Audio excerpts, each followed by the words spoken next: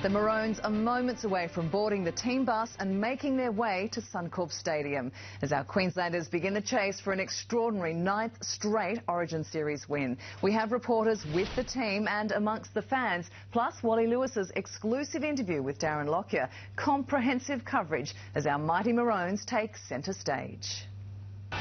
100 games, 8 straight series wins, but you don't need numbers to quantify Queensland passion.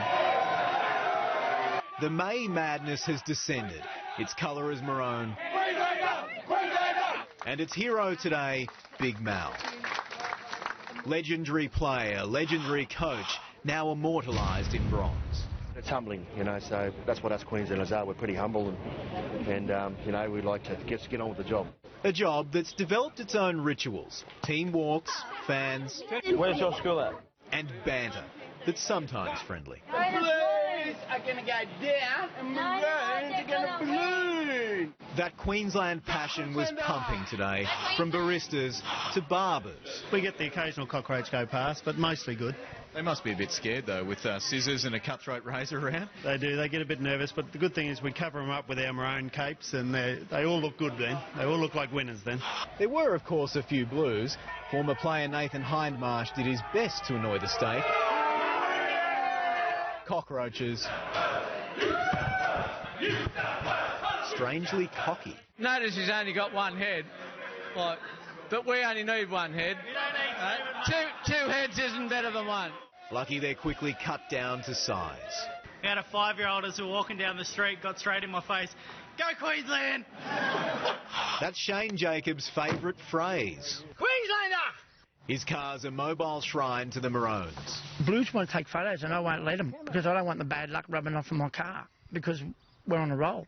Maybe our most passionate fan, but he's got some competition up at Redcliffe. Meet Bunga Johnson.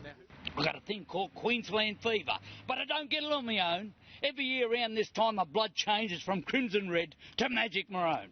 The Bayside balladeer has been reciting Origin poems under his tree of knowledge for decades. Every year produce these heroes. Every year the same old story. Young men in Queensland jumpers who went from underdogs to glory. If this year's the same, Bunga could be the oracle of Origin. And Michael Best is outside Suncorp Stadium and in good company, Michael.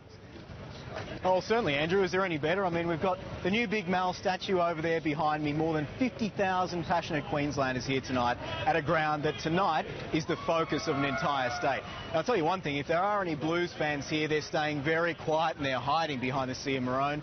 Talk to the Queenslanders, for instance, though, and they are nothing but confident. There's no nerves, just a real air of confidence. There's another one, just adding his level of support. That they really think tonight, this 100th game, that once again the Blues will go home back south of the border with their tails between their legs. Andrew? He's hoping. Thank you, Michael. Sam Squires is at the Maroons team hotel in the city. Sam, are the boys on their way?